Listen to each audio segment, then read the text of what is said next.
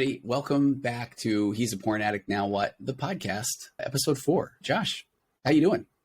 I am doing fantastic. I am loving doing this with you, revisiting our book, revisiting my answers, because when we wrote this book, it was probably 4 years into my recovery. Wow. I'm now 3 years further along, and I feel good because probably 98% of my answers so far are exactly what I say to my clients when I coach them about pornography addiction these days, or when I coach them about betrayal trauma.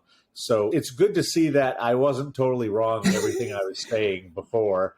And as far as doing these episodes, it's nice to revisit this one question at a time. I agree. This is like a dream come true, and now I feel like I'm grateful we didn't get to do the audiobook. It's kind of nice, right? I did not know you were such a big TikTok person as well, by the way. The more that the feedback we're getting, please, if you don't follow Josh on TikTok, how does one find you? How do the kids these days find you on TikTok? As long as I'm not being banned that day by somebody who doesn't like pornography education, the handle is That Corn Coach. Now, why corn? I laughed about this when you told me. That 70s show, but That Corn Coach. Okay, and what's his fascination with corn? Tell me more about that. Well, ultimately, it's just like any other large company that gets scared and bans words. Okay. There's a podcast company where if you write the word porn in your description, it'll just say ORN, ORN. And so I was taught very early on that porn is a word that TikTok will not allow. And somehow the kids before me, before I got there, started using the word corn or even the emoji corn. So it was like, I usually just spell porn incorrectly so the robots don't pick it up. But most people either write the word corn or use the little icon of an ear of corn. So if you're on TikTok or if you're somewhere in the world and you hear somebody say corn and it's just in the bad context, they may actually be talking about pornography, not the tasty vegetable. Now you know. All right, Josh, you're up today. So we're at question 4. Take it away. Question 4, isn't it normal for most guys to like pornography? And my take was, well, if the number of guys who watch porn are anywhere near accurate, and there's no reason to think they aren't, then yes, it is normal, meaning that more men look at porn than not. But let's remember that normal is really just a synonym for average.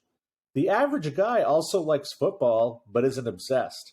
Some men like football to the point they pay thousands of dollars for NFL season tickets and paint their chest to show their support, even in snowy 2-degree weather. Then there is the population of men who don't like football at all. Who is normal in this scenario?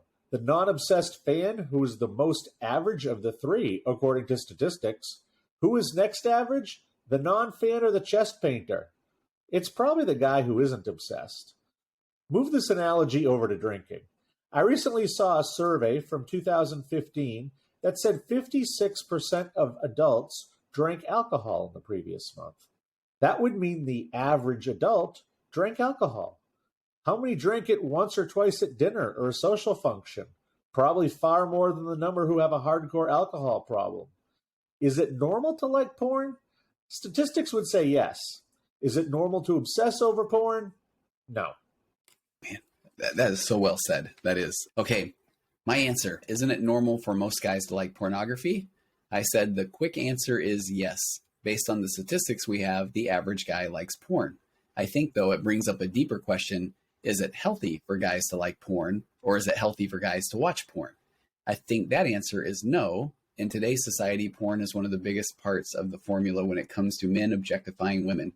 I understand survival of the fittest, evolution, and the need for there to be an attraction toward your mate, but the way that women are objectified in the world's culture goes well beyond anything Darwin was talking about. In the faith-based world, God instructed Adam and Eve to multiply and replenish the earth. We know that one of the reasons men and women were made to find each other attractive was to encourage reproduction. So when working with men, I like to start by saying that it is normal to find the opposite sex attractive, but there's a line where finding someone attractive quickly crosses over into objectification.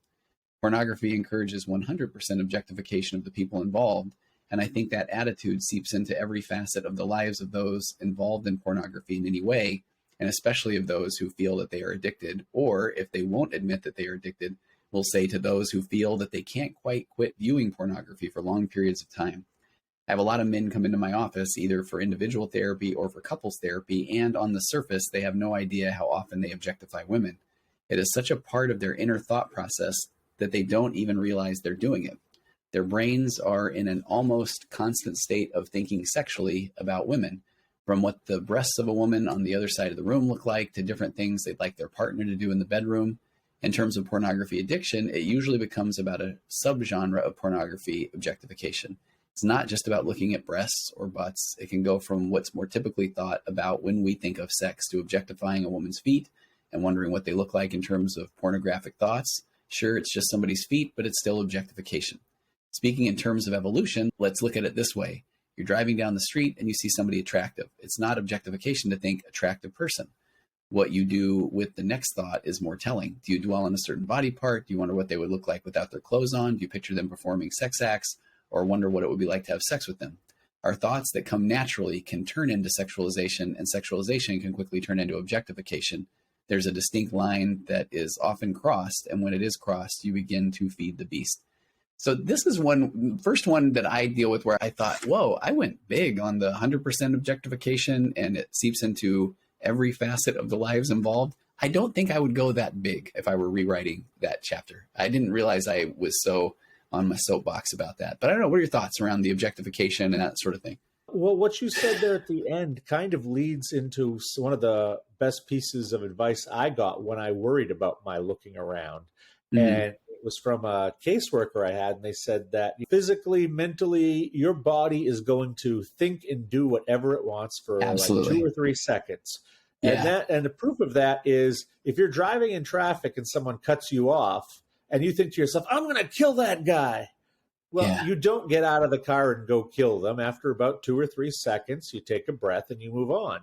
And absolutely, we talk about Darwin, we talk about evolution and the theories behind coupling. And is it just a chemical reaction? Is it just normal to see somebody of the opposite sex who you would be attracted to and think, oh, there's a pretty person? I don't think it is. And this caseworker said, you're allowed to think that for 2 or 3 seconds, and then you keep going. Because after 2 or 3 seconds, you're choosing to think about it. Yeah. It's interesting, and I can say very confidently, I have never done a podcast, and I think at the time of this recording, I've got about 400 or more out there where I've talked about objectification. And part of it is because I realized that, okay, man, let me take you on my train of thought. When I'm working with individuals, I feel like many men or women, if the case may be, don't realize that they have made it into that past that 2 or 3 seconds, and now they are objectifying. And the reason I've hesitated, and maybe this is a cop-out, and I will not edit this because that's what I like about what we're doing right now, is that I don't talk about objectification often because I feel like this is one where if a guy is objectifying women because of his pornography, it doesn't have to be his addiction, but if his fascination with pornography, or if he looks at a lot of pornography, and then he doesn't even realize that he is doing that, then if the wife now hears a podcast where I've talked all about objectification, and now she says, wait, do you do that?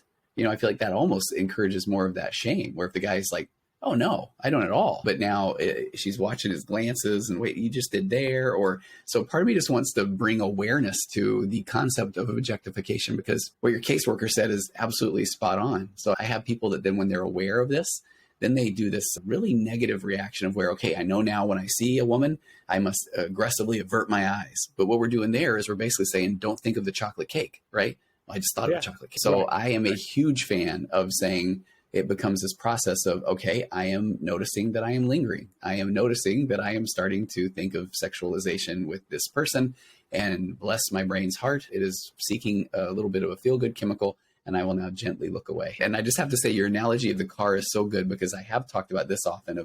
I'm a huge fan of a mindfulness practice. And I said recently on one where I feel like the place where I feel like mindfulness has paid off the most is in my driving. And so if someone does cut me off, I find it fascinating now that I notice that that person is cutting me off, and that is fascinating. Where before it was the, oh my gosh, that visceral reaction, and then my thoughts quickly catch up. But then when you look at what mindfulness is doing, it literally is training the brain that as soon as we start to go to this place that would have been a trigger, that your brain already knows, oh, when he starts to go to anger, or his heart rate starts to elevate, or the cortisol starts to rise, I know what he's going to do. He's going to start doing that whole breathing thing. He's going to get himself present. So let's go ahead and do that because I'm a brain. I like patterns. I want to save energy. So it goes ahead and does that. So I feel like your car analogy is great with objectification because once I notice it, now I have to practice bringing gentle awareness and giving myself grace and turning back to the present moment. And eventually your brain will start doing that a little bit ahead of time because your emotions travel quite a bit faster than your logical thoughts. Yeah, No, absolutely. Absolutely. And I think it's also important to point out that everybody does some level of objectification. Yeah, I think that, absolutely. If you can say, well, I don't do it, if you're the partner, you're going to tell me you've never seen a good looking guy on TV or a good looking guy on the beach and thought, oh, he's good looking. I think that's one of the nice gifts from whoever you believe our creator is that we see the other sex or we see the same sex, depending on what we're into, and it gives us a reaction. And that reaction is completely natural. It's not that you're a bad person because you notice a pretty person. That's also what should be said. I think it's very natural. I think this is how we determine our mates a lot of the time is that why is it that certain types of people seem to get together? It's because that's what they're interested in. That's what they like. And they have to, as much as it might not be good, judge a book by its cover on first view. And then you get to know that person and then it goes wherever it does. But it's obvious that, looking at somebody and finding them attractive is not a bad thing. No. It's a very natural chemical thing. It's just at what point does it become obsession? At what point is it now almost a hobby? Yeah, absolutely. And I like the concept of that. That's really where it goes. I find with some of my clients, they sound like they go to the beach or they go to the park specifically to see women in bikinis or women in short shorts jogging. That's where it's obsession. That's where I think it plays into the addiction. That's where it's a problem because ultimately pornography, and I don't remember if it was you who told me this or another friend of mine, but ultimately objectification in pornography, it just reduces someone to a big box of body parts. Absolutely. Yep. And would you want to be treated that way? No. A couple more thoughts there. It cues up perfectly. Again, we've got a bonus episode that is, if you want to hear more, and Josh has talked about something that I cannot wait to get to today. Here's the teaser. If you jump over to our premium account, you're getting free marriage therapy today because Josh talked about this concept of where when we see somebody, we find them attractive and we have this natural instinct to mate, to couple. Oh, I've got all the data. I've got 1,300 couples worth of therapist data to talk about a healthier way to view a relationship, even if you started off by just finding someone physically attractive. And it's this concept that I've talked about on a few occasions, these levels of intimacy. So that free marriage therapy today, folks, is coming up on the bonus episode. But I like what Josh said, though, body parts and pieces. And I feel like if you are just hearing about objectification for the first time, and maybe it's probably not the first time, but if you are self-confronting because of this question today, then if you naturally go to this place of, oh my gosh, I didn't know I did that. I mean, I'm a horrible person. Then look at what your brain does. And I talk about this on my men's recovery group often. Your brain still is going to try to talk you into getting that dopamine bump of looking at pornography and masturbating. So if it just naturally went to this shame place, oh, bless its heart. It's trying to lure you right back in. So I love when Josh talks about how many years are you sober now? I am just over 8 years. And so does your brain still try to can I still talk this guy into this? I mean, does it still give you a little bit of that? Very, very rarely. It's more that something is a little bit of a trigger, and my brain often says, "You would blah blah blah in the past. Okay, don't do that now." Okay, and I love that I feel like it's still being a little sneaky because I love telling people that if I check into a hotel room by myself and I'm on the road, that my brain will still every now and again say, "You can totally look at porn." Oh yeah, but I got to go get some dinner, got a little bit of work to do, kind of going to go do a workout. But, I appreciate the thought. And I love that, like when people are in the throes of it, they feel, okay, I just can't wait till I never think of this and I never objectify someone again.